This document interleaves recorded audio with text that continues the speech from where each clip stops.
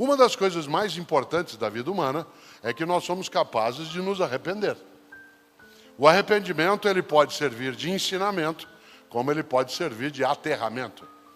Evidentemente, como eu digo sempre, o modo mais difícil de aprender é com os erros.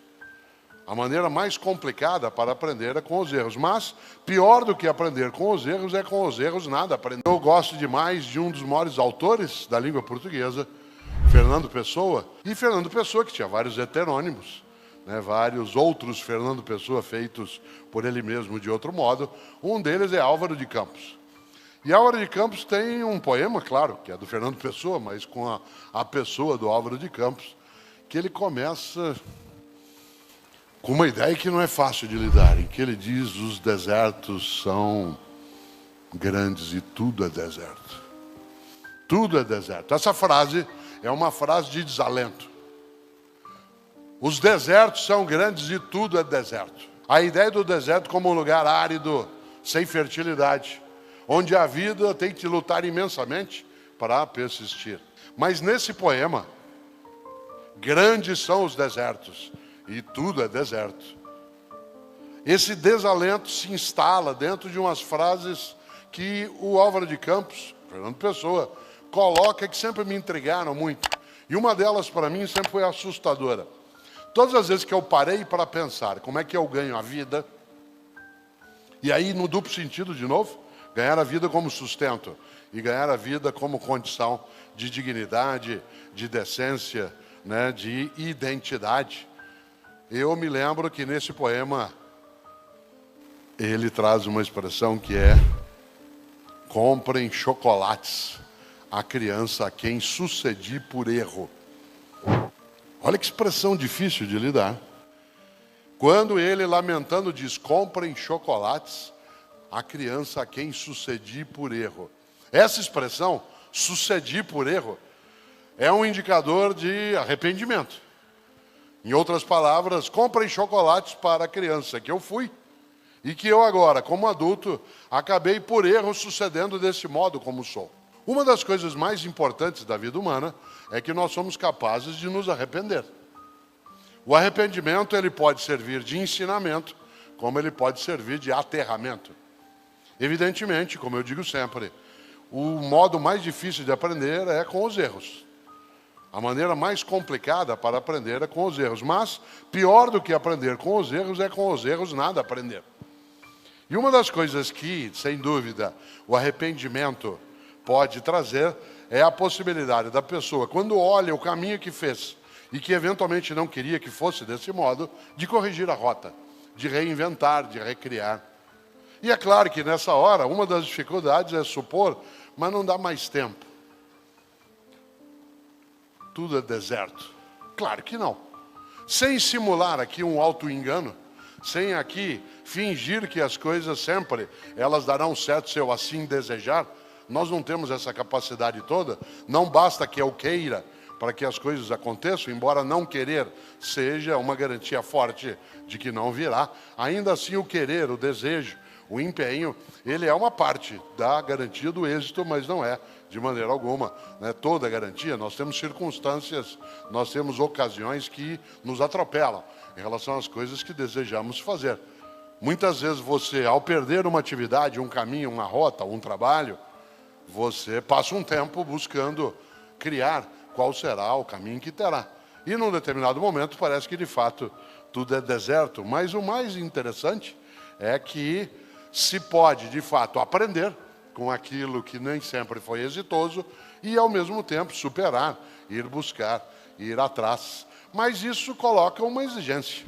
A exigência de se ter clareza do que é que se entende como o caminho que se queira seguir e, acima de tudo, onde é que se quer chegar. Eu gosto muito de uma expressão que aparece numa das obras da literatura que eu mais cito. Eu tenho um gosto imenso por um grande professor de matemática britânico do século XIX, chamado Charles Dodson. Charles Dodson, ele era professor de matemática, de lógica, era mágico, fazia apresentações de magia, de propósito, era colega de vários e vários aqui que somos professores, mas ele dedicou uma parte da vida dele à literatura. E o Charles Dodson escreveu livros maravilhosos. E você o conhece, provavelmente, muito mais pelo pseudônimo dele do que pelo nome dele de batismo. Porque Charles Dodson adotou o nome de Lewis Carroll. E por isso escreveu o livro Alice no País das Maravilhas, Alice atrás do espelho. E vocês se lembram, e eu sempre que posso trago isso à tona, que Alice no País das Maravilhas, que é um livro de filosofia, é um livro de lógica. Ele não é um livro infantil, ele é um livro para crianças. Mas ele não é um livro infantil, o conteúdo dele é absolutamente adulto. Haja vista, né, como eu gosto de citar, o filme Matrix, é inspirado exatamente naquela ideia. Isto é, qual realidade você deseja? Aquela que dissimula, engana, aquela que é simulacro, que é fingimento, em que tudo parece o que não é, ou uma vida que você vai ter de enfrentar, lidar, buscar.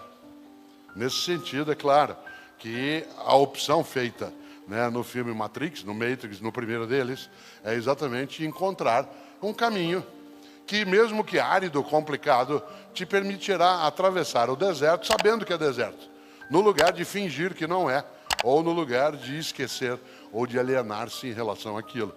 O mais gostoso dessa ideia é que vocês se lembram que no livro ali se encontra vários personagens e tudo ali é maluco. Tudo ali é maluco. As coisas acontecem numa ordem travada, as coisas você tem o tempo todo alguém que está para lá e para cá, dizendo eu estou atrasado, e vai para essa gente em vários momentos. E num determinado tempo, ela encontra, em 3 ou 4 situações, um gato. Lembra do gato? Eu coloco isso que eu vou dizer agora no livro chamado Não Se Desespere. E quando eu penso no Fernando Pessoa, Álvaro de Campos, a criança a quem sucedi por erro, eu me lembro desse outro passo do gato da Alice. O gato que faz parte do folclore britânico, faz parte da tradição das histórias infantis no mundo britânico, mas que ali na história é um gato, você lembra, que aparecia e desaparecia. Ele ia desaparecendo aos pouquinhos, ficava só o sorriso dele ao final. E é assim que ele é descrito também, né, pelo Lewis Carroll. A Alice o encontra, vez ou outra, mas há uma vez definitiva, em que ela, não sabendo onde está, perdida, ela vê o gato no alto e diz assim, o senhor pode me ajudar? O gato diz, claro. Ela fala, para onde vai essa estrada? O gato faz a grande pergunta da vida. Para onde você quer ir? Ela falou, eu não sei, eu estou perdida. Ele disse, para quem não sabe para onde vai, qualquer caminho serve. Para quem não sabe para onde vai, qualquer caminho serve.